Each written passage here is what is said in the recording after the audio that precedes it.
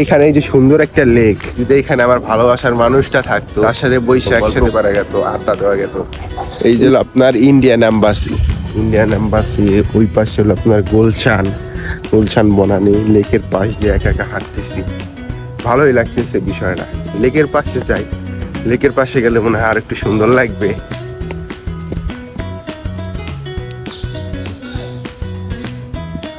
লেকটা অনেক সুন্দর, এখানে বসে আড্ডা দেওয়া যাবে। লেকের পাশে আমি একা একাই হাঁটতেছি, যদি এখানে আমার ভালোবাসার মানুষটা থাকতো, তার সাথে বসে একসাথে বসে কথা বলা যেত, গল্প করা যেত, আড্ডা দেওয়া যেত। লেকের পাড়টা অনেক সুন্দর। ওই যে হলো বনানী, আর এই যে হলো শাহাদাতপুর, আর ওই যে হলো আমেরিকান এম্বাসি, তারপর ওই যে ইন্ডিয়ান এম্বাসি, ওর ওদিকে আর একটা এম্বাসি আছে। তো বিষয়গুলো ভালোই লাগতেছে।